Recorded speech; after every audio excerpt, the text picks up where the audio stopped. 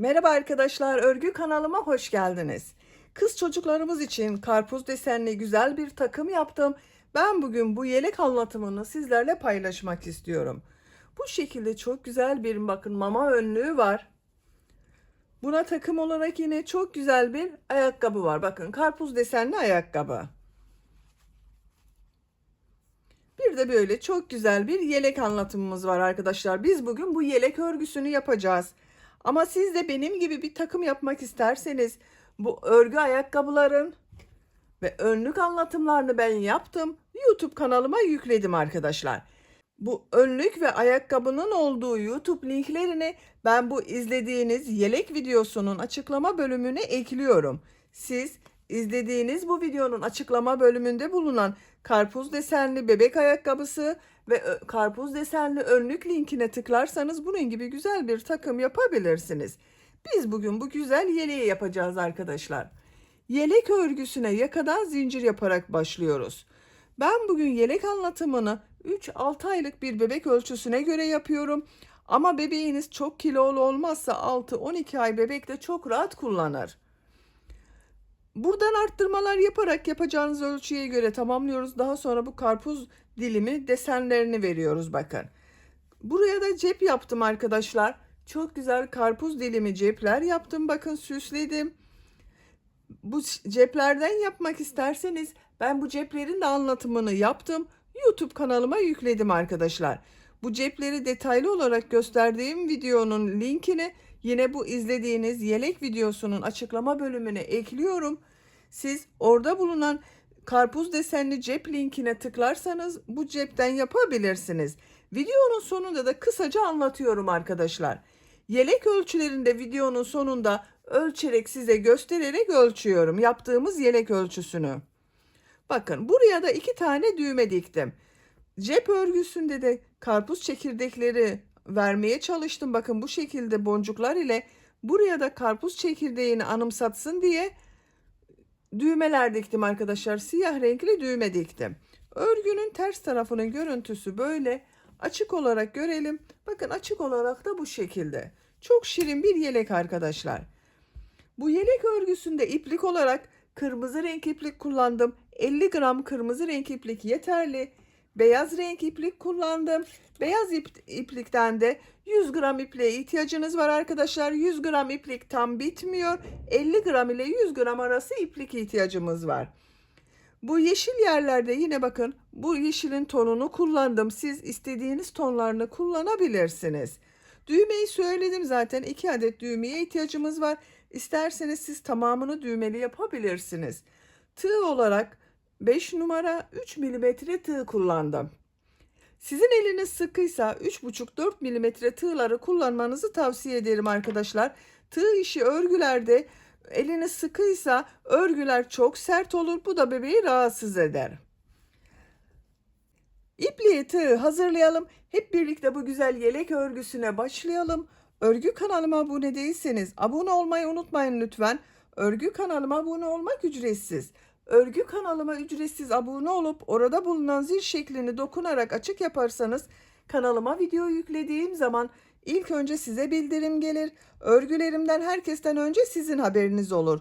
İzlediğiniz videolarıma beğeni ve yorumlarınızı yaparsanız çok sevinirim arkadaşlar. Hepinize kolay gelsin. İyi çalışmalar.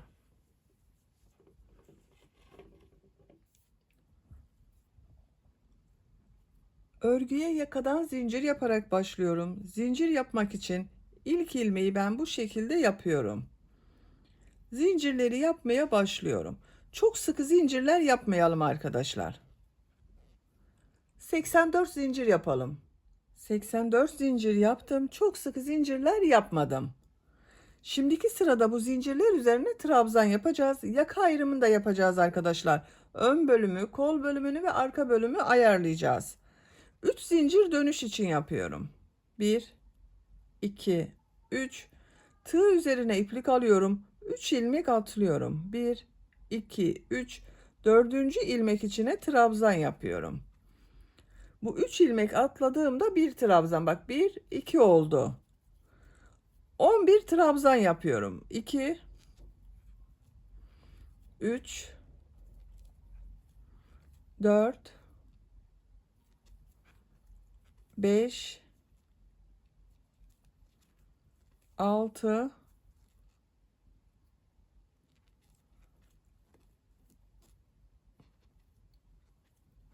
7, 8, 9,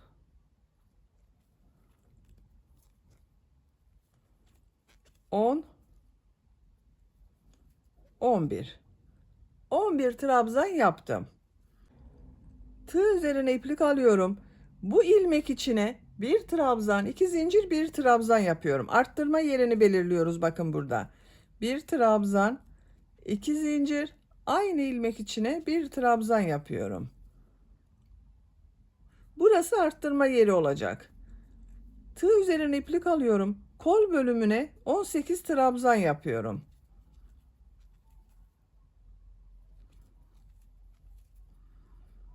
Bu arttırma yaptığımız yerden ayrı 18 trabzanı yapalım. Arttırma yerinden sonra 18 trabzan yaptım. Tığ üzerine iplik alıyorum. Bu ilmek içine bir trabzan, 2 zincir, bir trabzan yapıyorum.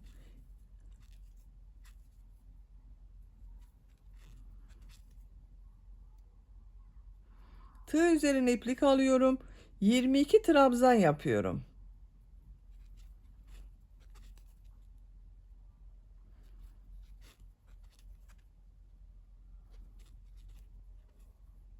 ...22 trabzanı yapalım. 22 trabzanı yaptım. Bu arttırma yerinden sonra 22 trabzan yaptım arkadaşlar bakın. Tığ üzerine iplik alıyorum. Bu arttırma yerine bir trabzan, 2 zincir, bir trabzan yapıyorum. Bakın aynı ilmek içine.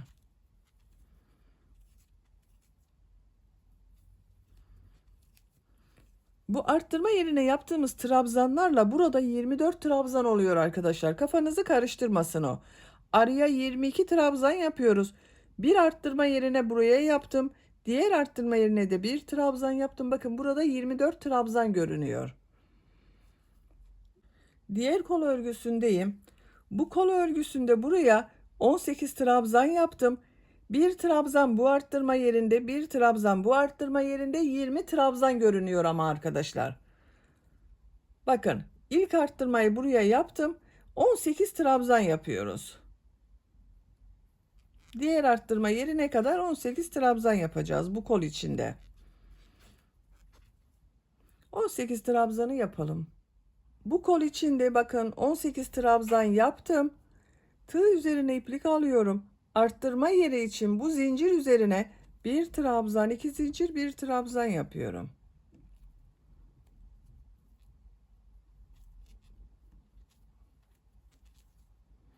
Buraya 11 trabzan yapıyorum arkadaşlar. Bakın sıra başında 11 trabzan yaptım. Buraya da 11 trabzan yapıyorum.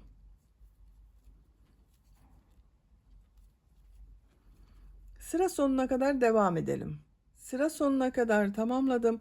Bu sırada yaka ayrımlarını da yaptık arkadaşlar bakın. Bu şekilde oldu. 1, 2, 3, 4 yerde arttırma yerlerini belirledik. Buralara 2 zincir yaptım bakın. Bir trabzan, 2 zincir, bir trabzan şeklinde arttırma yerlerini belirledik. Siz bunu daha büyük çocuk için yapıyorsanız buralara bakın. Buraya 12, 13 trabzan yapabilirsiniz. Bu kol bölümlerini de 20, 22 trabzan olarak yapabilirsiniz. Burayı da bu ilk başlangıçta kaç trabzan yaptıysanız 2 katı olacak arkadaşlar. Buna göre kendi yapacağınız bebeğin büyüklüğüne göre bu arttırmaları ayarlayabilirsiniz. Daha küçük yapmak istiyorsanız bu bölümü 9 veya 10 trabzan yapabilirsiniz. Kol bölümünde 14-16 trabzan olarak yapabilirsiniz. İkinci sıradayım. Bir zincir yapıyorum, örgüyü çeviriyorum. İlk ilmek üzerine trabzan yapıyorum. Diğer ilmeklere trabzan yaparak devam ediyorum. Arttırma yapacağımız buraya kadar devam edelim. Arttırma yapacağım yere kadar trabzanları yaptım. 12 trabzan yaptım arkadaşlar bakın buraya. Tığ üzerine iplik alıyorum. Arttırma yerine Bir trabzan, 2 zincir, bir trabzan yapıyorum.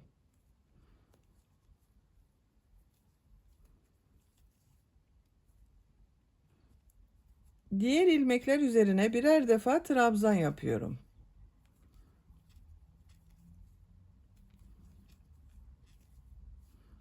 Arttırma yerine kadar devam edelim. Arttırma yapacağım yere kadar trabzanları yaptım.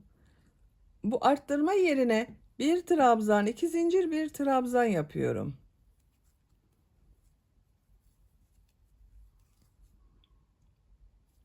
Diğer ilmeklere birer defa trabzan yapıyorum. Buraya kadar devam edelim. Arttırma yapacağım yere kadar trabzanları yaptım. Bu arttırma yerine bir trabzan, 2 zincir, bir trabzan yapıyorum. Diğer ilmeklere trabzan yaparak devam ediyorum.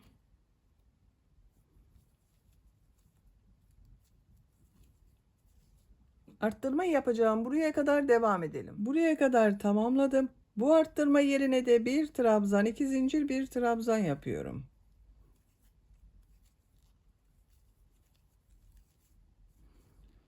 İlmekler üzerine trabzan yaparak devam ediyorum. Sıra sonuna kadar devam edelim. Sıra sonuna kadar tamamladım.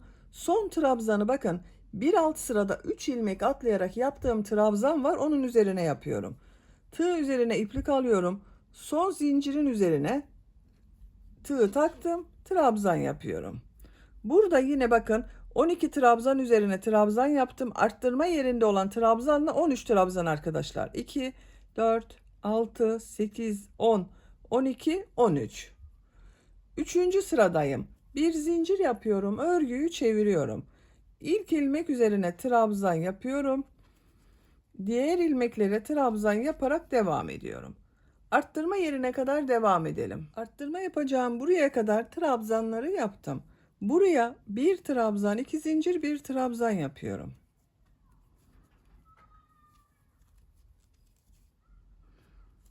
Kolda bulunan ilmekler üzerine trabzan yaparak devam ediyorum.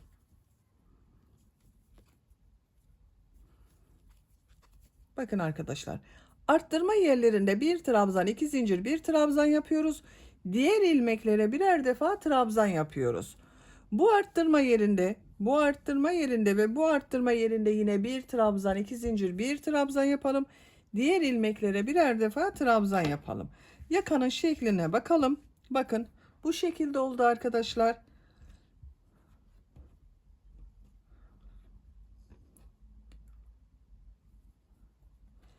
Yakanın örgüsünü bu arttırma yerlerinde bir trabzan, 2 zincir, bir trabzan yapalım. Diğer ilmeklere birer defa trabzan yapalım. Bu yaka örgüsünü yapacak olduğunuz çocuğun büyüklüğüne göre tekrarlayarak devam edelim. 7 sıra olarak tamamladım. 1, 2, 3, 4, 5, 6, 7. Bu yükseklik benim için yeterli arkadaşlar. Bakın. Görüntüsü bu şekilde oldu, yaka görüntüsü. Kırmızı renk ipliği burada kesiyorum. Bir sıra beyaz renkli iplik ile trabzan sırası yapıyorum. Yaka arttırmalarını bitirmedim arkadaşlar. Devam ediyoruz. Kırmızı renkli ipliği burada kesiyorum.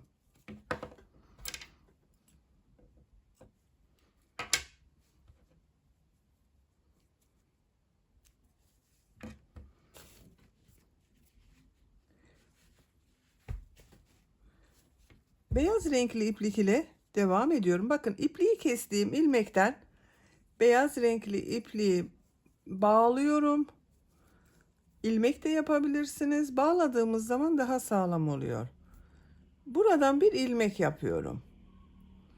Bir zincir yapıyorum. Örgüyü çeviriyorum. Beyaz renkli iplik ile trabzan sırası yapıyorum. Bu kırmızı ile yaptığımızın aynısı. İlk ilmek üzerine trabzan yapıyorum.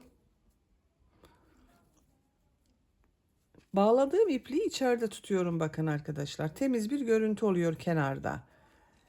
Diğer ilmeklere devam ediyorum. Arttırma yerine kadar devam edelim. Arttırma yerine kadar beyaz renkli iplik ile trabzanı yaptım. Buraya yine bir trabzan, 2 zincir, bir trabzan yapıyorum.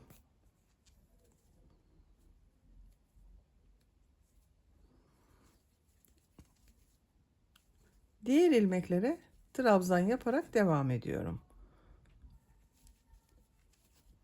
Bakın, arttırmayı yine bir trabzan, 2 zincir, bir trabzan yaptım. Diğer arttırma yerlerinde de aynı şekilde bir trabzan, 2 zincir, bir trabzan arttırma yapalım. Diğer ilmeklere birer defa trabzan yapalım. Sıra sonuna kadar devam edelim. Sıra sonuna kadar tamamladım. Bakın, görüntüsü böyle oldu arkadaşlar. Bu arttırma yerlerinde bir trabzan, 2 zincir, bir trabzan yaptım. Beyaz renkli ipliği kesiyorum.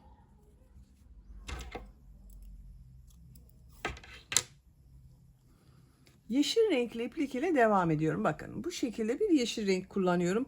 Siz istediğiniz tonlarda yeşil renk kullanabilirsiniz. Aynı ilmekten ilmek bağlıyorum. İpliği bağlayabilirsiniz veya ilmek yapabilirsiniz. Bakın, burada da ilmek yaparak gösteriyorum.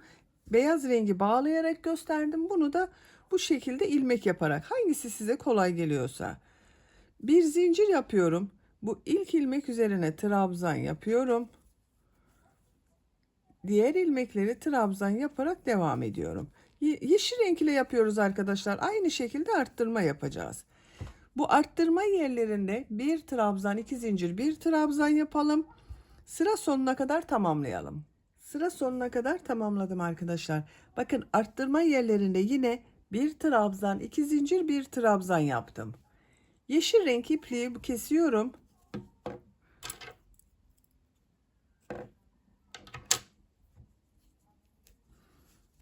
Bakın, görüntüsü böyle oldu. Şimdi tekrar beyaz renkli ipliğe başlıyorum. Beyaz renkli iplik ile bu sırada V şekilleri yapıyorum. Bu ipliği kestiğim ilmekten beyaz renkli ipliği şu şekilde ilmek yapıyorum. Bir zincir yapıyorum, örgüyü çeviriyorum. Tığ üzerine iplik alıyorum. Bu ilk ilmek üzerine bir trabzan yapıyorum. Tığ üzerine iplik alıyorum. Bir ilmek atlıyorum. İkinci ilmeğe bir trabzan, 2 zincir, bir trabzan yapıyorum. V şekli oluşuyor. Bakın, aynı ilmek içine bir trabzan daha yapıyorum. Bir trabzan, 2 zincir, bir trabzan yaptım, V şekli yaptım. Tığ üzerine iplik alıyorum. Bir ilmek atlıyorum. İkinci ilmeğe bir trabzan, 2 zincir, bir trabzan yapıyorum.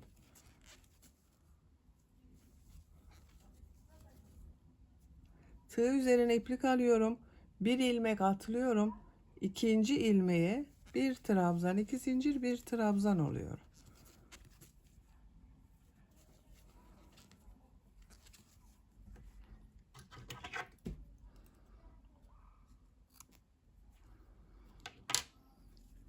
Bu şekilde V şekilleri yapıyoruz. Bu arttırma yaptığımız yere kadar devam edelim.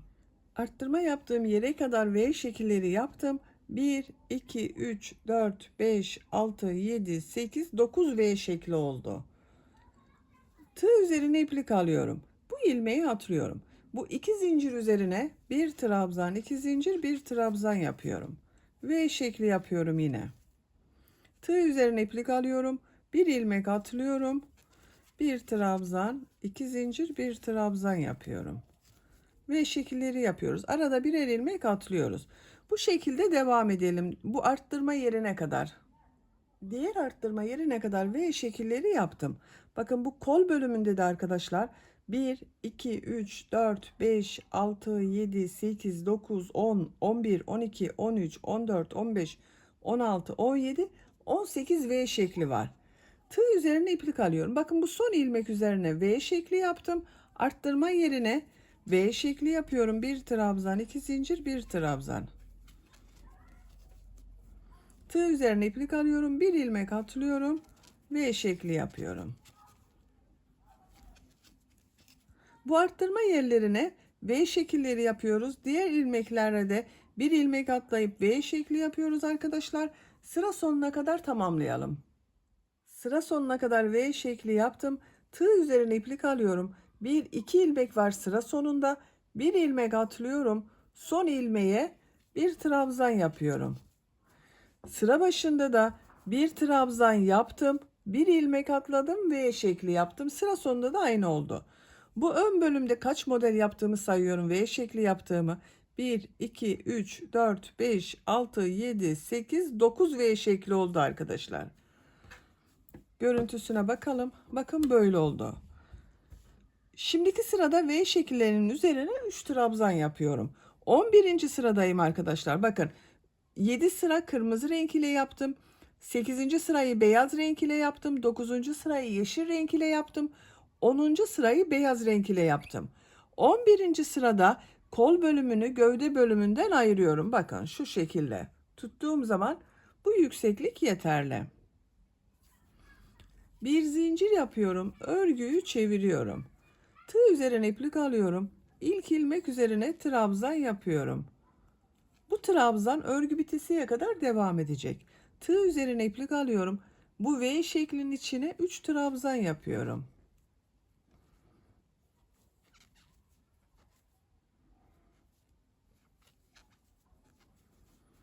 Tığ üzerine iplik alıyorum. Diğer V şeklinin içine de 3 trabzan yapıyorum.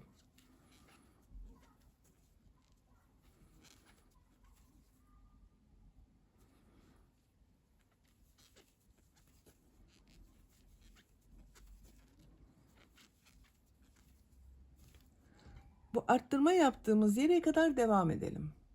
Ön bölümde 9V şeklinin içine modelleri yaptım. 1, 2, 3, 4, 5, 6, 7, 8, 9.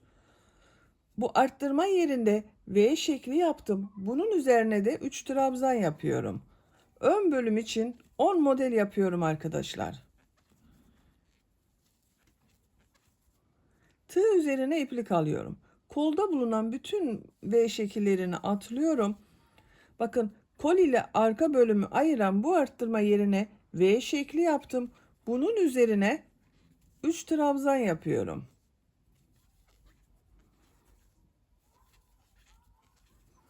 Kol bölümünü gövde bölümünden ayırdım. Bakın ön ve arka bölümü birleştirdim. Tığ üzerine iplik alıyorum. Diğer V şeklinin içine 3 trabzan yapıyorum.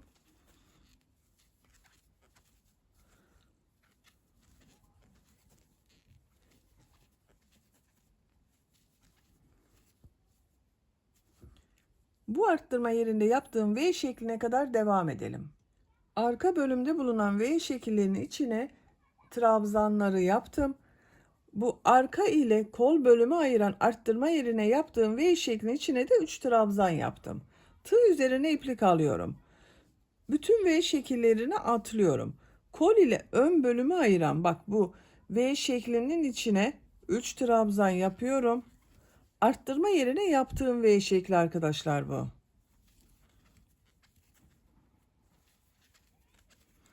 Bakın arka bölüm ile ön bölümü de burada birleştirdik. Kol bölümünü gövde bölümünden ayırdım. Diğer V şekli içine de 3 trabzan yapıyorum.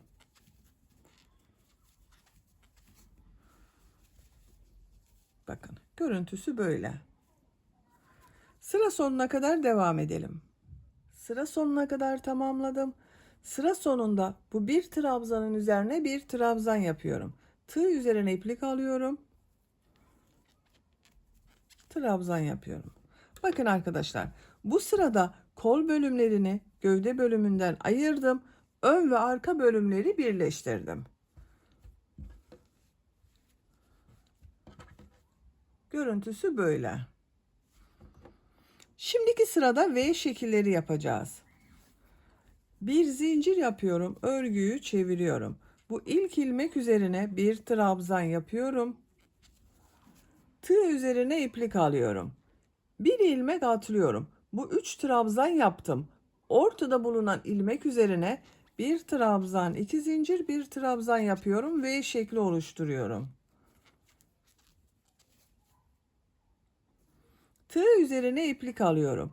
2 ilmek atlıyorum bakın. Bu 3 trabzan yaptım. Ortada bulunan ilmek üzerine bir trabzan, 2 zincir, bir trabzan yapıyorum. Tığ üzerine iplik alıyorum. 2 ilmek atlıyorum. Bu 3 trabzanın ortada bulunan ilmek üzerine bir trabzan, 2 zincir, bir trabzan yapıyorum. Bu şekilde V şekilleri yapıyoruz. Sıra sonuna kadar devam edelim. V şekilleri yaparak sıra sonuna kadar tamamladım. Son ilmeğe bir trabzan yaptım. Bir zincir yapıyorum. Örgüyü çeviriyorum. İlk ilmek üzerine trabzan yapıyorum. Tığ üzerine iplik alıyorum. V şeklinin içine 3 trabzan yapıyorum.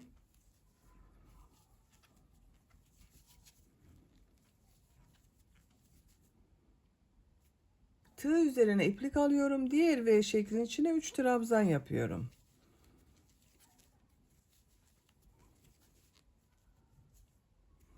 Sıra sonuna kadar devam edelim. Sıra sonuna kadar tamamladım. Son ilmeğe bir trabzan yaptım. Bir zincir yapıyorum. Örgüyü çeviriyorum. V şekli yaptığımız sıradayız. İlk ilmek üzerine bir trabzan yapıyorum. Tığ üzerine iplik alıyorum. Bir ilmek atlıyorum. Ortada bulunan ilmeğe bir trabzan, iki zincir, bir trabzan yapıyorum. V şekli oluşturuyorum. Tığ üzerine iplik alıyorum. 2 ilmek atlıyorum. Ortada bulunan ilmek üzerine V şekli yapıyorum.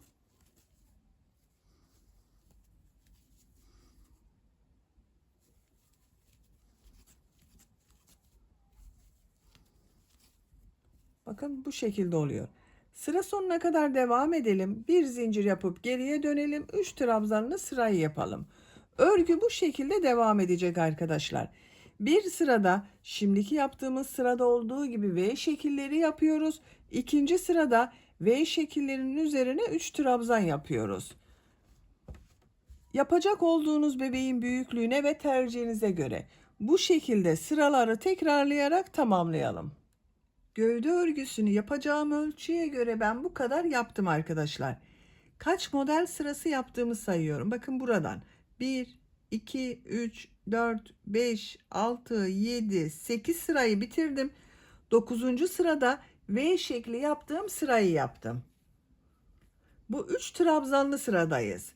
Bu 3 trabzanları sırayı yeşil renkli iplik ile yapıyorum. Beyaz renkli ipliği kesiyorum.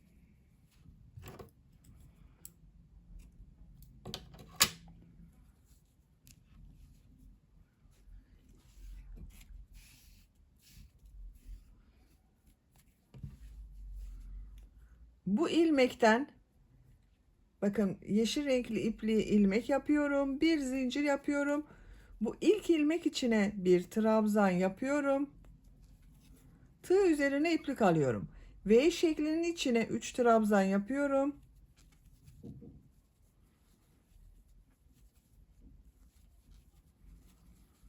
Tığ üzerine iplik alıyorum. Diğer V şeklinin içine 3 trabzan yapıyorum.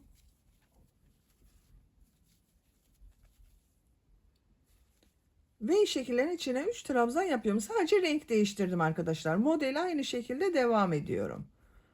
Sıra sonuna kadar devam edelim. Sıra sonuna kadar yaptım. Son ilmeğe de bir trabzan yaptım. Yeşil renkli ipliği kesiyorum. Bakın görüntüsü böyle oldu. V şekli yaptığımız sıradayız. Beyaz renkli iplik ile yapıyorum. Diğer taraftan başlıyorum. Bakın düz tarafı örgünün burası arkadaşlar. Buradan başlıyorum. İlk ilmek üzerine beyaz renk iplik ile bir ilmek yapıyorum. Tığ üzerine iplik alıyorum. Bu ilk ilmek üzerine bir trabzan yapıyorum. Tığ üzerine iplik alıyorum. Bakın bu 3 trabzanın ortada bulunan ilmek üzerine bir trabzan, 2 zincir, bir trabzan yapıyorum. V şekilleri yapıyoruz.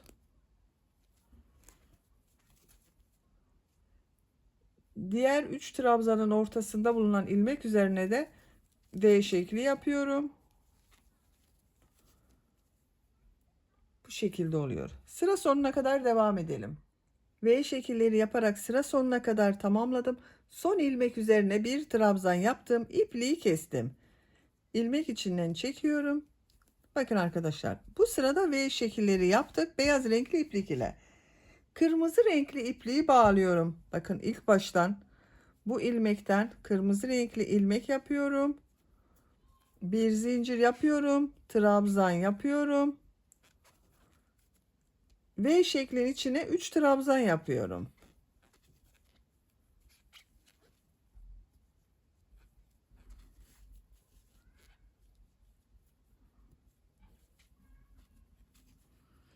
Diğer V şeklin içine 3 trabzan yapıyorum. Modelimize aynı şekilde devam ediyoruz. Sıra sonuna kadar devam edelim. Sıra sonuna kadar tamamladım. Bakın görüntü olarak böyle oldu arkadaşlar.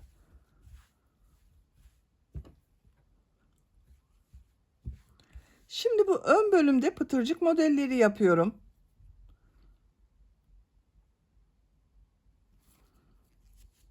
İki zincir yapıyorum. Aynı ilmek içine sık iğne yapıyorum. Bakın bu ilmeğe buraya atlıyorum. Bu ilmek içine bir sık iğne, iki zincir, bir sık iğne yapıyorum. Pıtırcık modelleri oluşuyor. Buraya atlıyorum. Bu ilmek içine bir sık iğne, iki zincir, bir sık iğne yapıyorum. Bir ilmek atlıyorum. Bakın buraya atlıyorum. Bir sık iğne, iki zincir, bir sık iğne yapıyorum.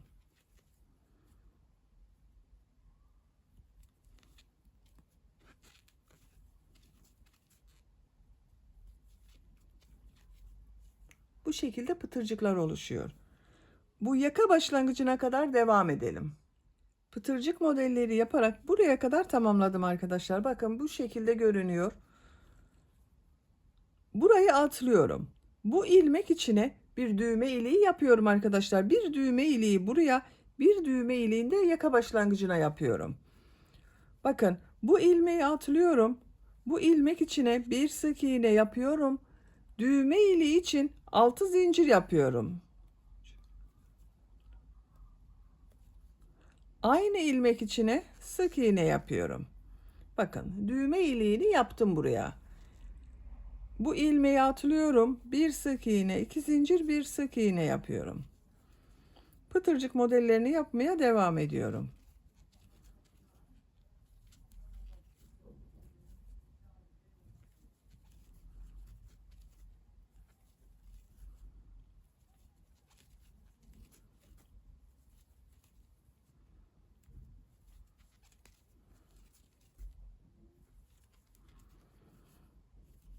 Bakın diğer düğme iliğini de buraya yapıyorum.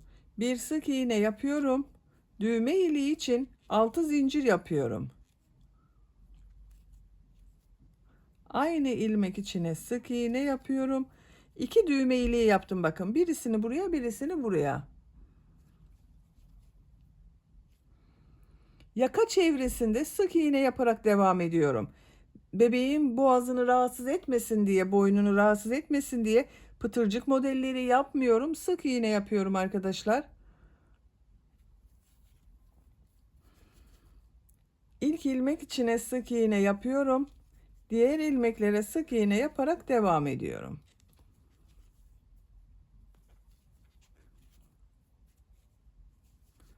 Buraya kadar devam edelim. Yaka çevresinde sık iğne yaparak buraya kadar tamamladım. Buraya da pıtırcık modelleri yapıyorum arkadaşlar. Burada yaptığım gibi pıtırcık modelleri yapıyorum. Düğme iliğini buraya yaptım. Buraya düğme iliği yapmıyorum. Buraya bir sık iğne, iki zincir, bir sık iğne yapıyorum. Bir ilmek atlıyorum. Bir sık iğne, iki zincir, bir sık iğne yapıyorum.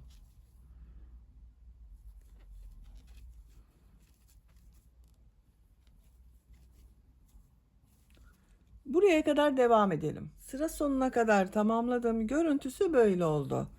Burada da pıtırcık yapmaya devam ediyorum arkadaşlar. Bir sık iğne, iki zincir, bir sık iğne yapıyorum. Bir ilmek atlıyorum. Bir sık iğne, iki zincir, bir sık iğne yapıyorum. Başladığımız buraya kadar devam edelim. Sıra sonuna kadar tamamladım. Bakın bu ilk ilmek ile ilmek kaydırma yaparak bitiriyorum. İpliği kesiyorum.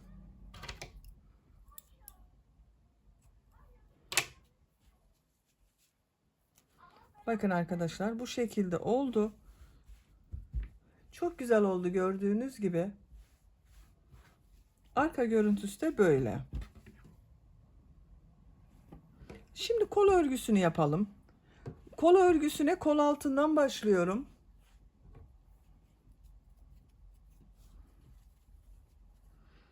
Kol altında bulunan bu ilmeğe kırmızı ipliği bağlıyorum.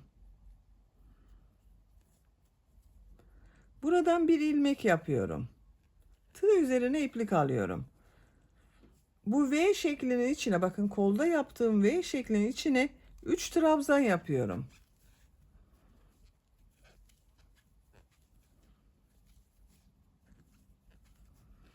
Tığ üzerine iplik alıyorum. Diğer V şeklinin içine de 3 trabzan yapıyorum.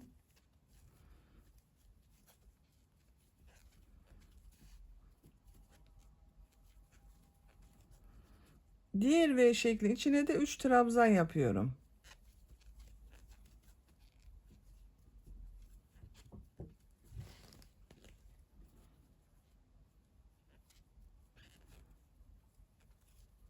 Bakın bu şekilde.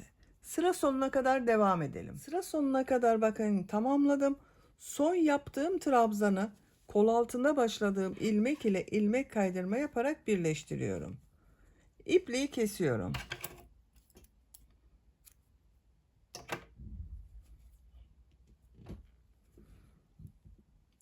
İlmek içinden çekiyorum.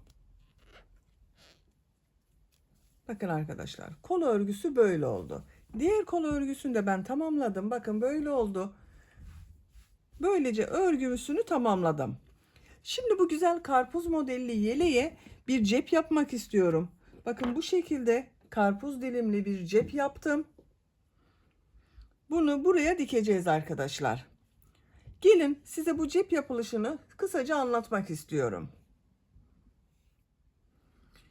İlk önce sihirli halka yapıyorum. Bakın şu şekilde yapıyorum sihirli halkayı arkadaşlar. İpliği parmağımın üzerine doladım.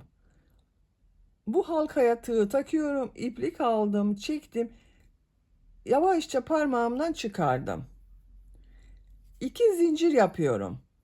Bakın bu sihirli halkayı yaptım. Şimdi bu sihirli halka içine 10 trabzan yapıyorum. 1 2 3 4 5 6 7 8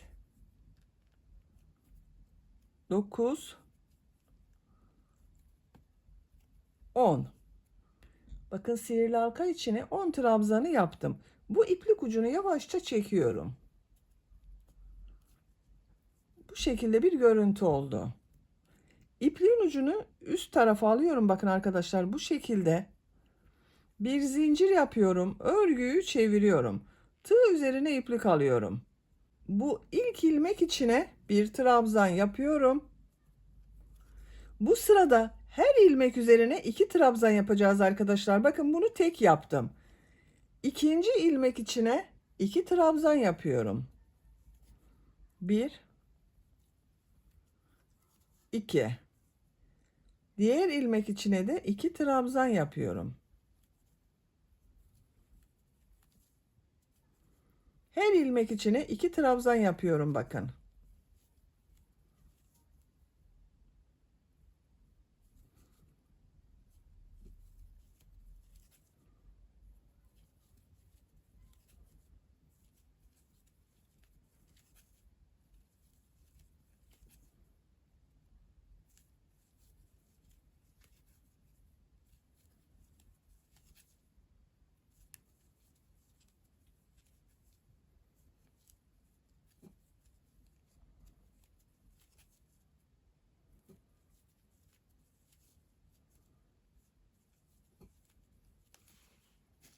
İki trabzan bakın yaptım. Son ilmeğe bir trabzan yapıyorum. Sıra başında da bir ilmeğe bir trabzan yaptım. Buraya da bir trabzan yaptım arkadaşlar. İpliği kesiyorum. Kırmızı ipliği kesiyorum.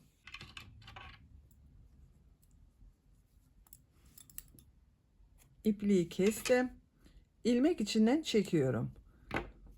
Bu başladığımız iplik ucunu da burada kesiyorum. Bakın böyle oldu. Şimdi beyaz renk iplik ile bir sıra yarım trabzan yapıyorum. Bakın burada yarım trabzan yaptım. Beyaz renkli iplik ile yarım trabzan yapıyorum.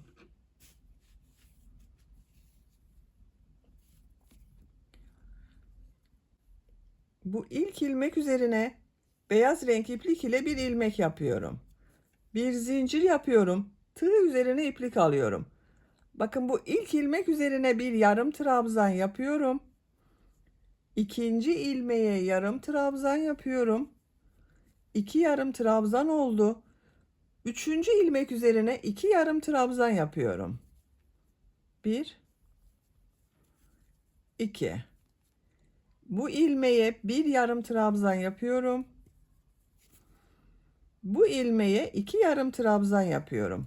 Bir çift bir tek yapıyorum bakın.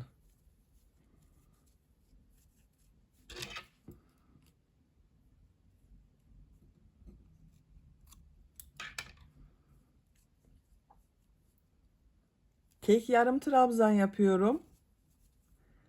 Çift yarım trabzan yapıyorum.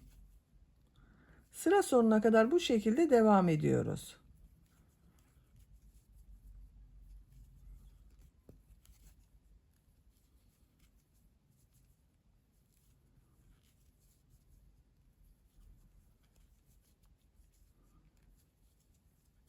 Bakın bu kestiğim kırmızı ipliği de içeride tutuyorum.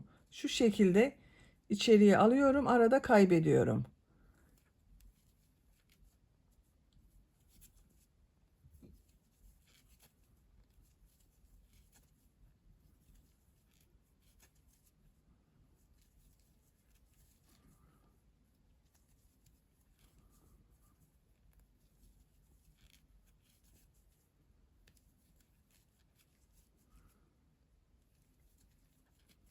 Sıra sonuna kadar tamamladım. Bakın bu şekilde oldu arkadaşlar. Beyaz ipliği kesiyorum.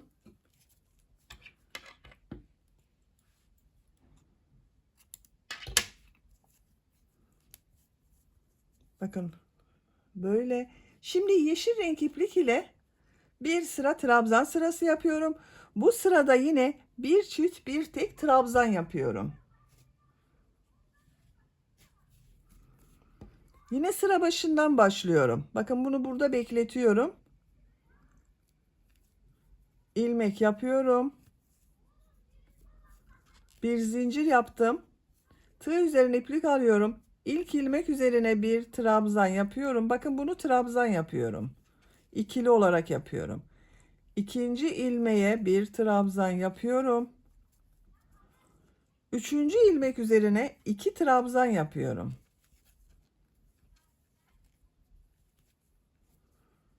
Tek trabzan yapıyorum. 2 trabzan yapıyorum. Bir çift bir tek trabzan yapıyoruz. Sıra sonuna kadar devam edelim. Sıra sonuna kadar tamamladım. Sıra sonunda 2 ilmek üzerine birer defa trabzan yaptım. Bakın görüntüsü böyle oldu. İpliği kesiyorum. Biraz uzun bırakıyorum arkadaşlar. Bakın şu şekilde dikecek olduğum yer için ipliği biraz uzun bırakarak kestim. Bakın artık karpuz dilimimiz hazır.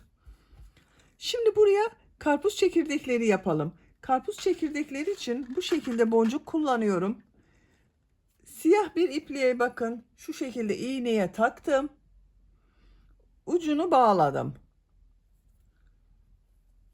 Yaptığım bu karpuz diliminin buradan şöyle bakın 2 katlı yaptım arkadaşlar bu ipliği. Dikiş ipliği bu.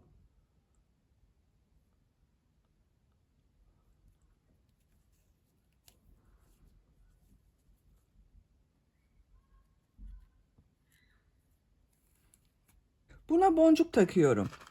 Bu iğne büyüklüğü boncuğun geçeceği kadar olursa güzel olur arkadaşlar. Bakın. Şu şekilde boncuğu taktım.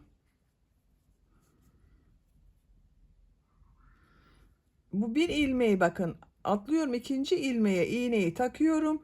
Bir sonraki ilmekten çıkarıyorum. çekiyorum. Bakın ilk karpuz çekirdeğini yaptık. Tekrar boncuk takıyorum. Geriye geliyorum. Bakın şu atladığım ilmeğe dönüyorum. Bir sonraki ilmekten çıkarıyorum. Bunu kendinize göre ayarlayabilirsiniz. Tekrar gösteriyorum. Bakın boncuğu iğneye takıyorum. Bu ilmeğe dönüyorum. Bir sonraki ilmekten iğnenin ucunu çıkarıyorum.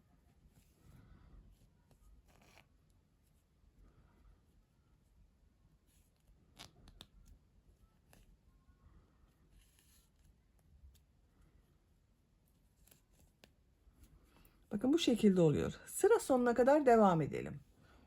Bakın arkadaşlar, cep örgülerini tamamladım. Bu şekilde oldu. Şimdi bunu ördüğüm yeleğe dikiyorum.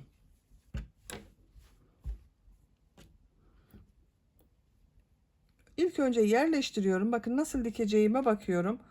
Böyle dikersem güzel olacak. Diğerinde şu şekilde yerleştiriyorum. İğne, bakın iplik bırakmıştım biraz uzun. Onun ucuna iğneyi taktım.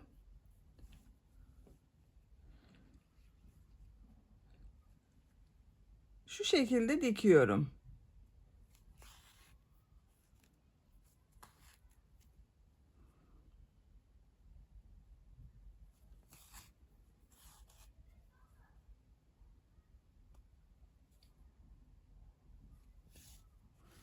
Eğer kaydırırsanız, burayı iğne ile tutturursanız iyi olur arkadaşlar.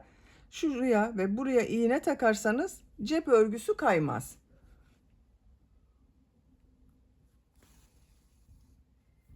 Buraya kadar tamamlayalım. Cep örgüsünün ikisini diktim arkadaşlar. Bakın bu şekilde oldu. Çok şirin oldu gördüğünüz gibi.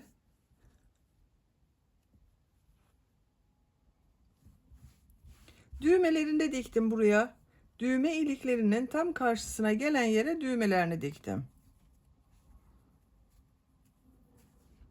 Artık kullanıma hazır.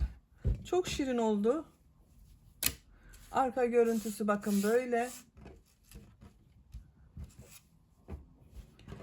Yeleğin bitmiş olarak size ölçülerini söylüyorum. Kol altının buradan gövde genişliğini ölçüyorum. 24 santimetre. Yüksekliğini ölçüyorum. Kol altından gövde yüksekliğini ölçüyorum. 18 santimetre. Omuzdan itibaren tam yüksekliğini ölçüyorum. 28 santimetre. Ben bugün bu yeleği 3-6 ay arası bir bebek için yaptım arkadaşlar. Ama 6-12 aylık bebek de çok rahat kullanır bu yelek örgüsünü. Beni dinlediğiniz ve izlediğiniz için hepinize çok teşekkür ederim. Örgü kanalıma abone değilseniz abone olmayı unutmayın lütfen. Örgü kanalıma abone olmak ücretsiz. Örgü kanalıma ücretsiz abone olup orada bulunan zil şeklini dokunarak açık yaparsanız kanalıma video yüklediğim zaman ilk önce size bildirim gelir. Örgülerimden herkesten önce sizin haberiniz olur. İzlediğiniz videolarıma beğeni ve yorumlarınızı yaparsanız çok sevinirim arkadaşlar. Sizlerle yeni örgülerde görüşmek dileğiyle. Hoşça kalın, sevgiyle kalın.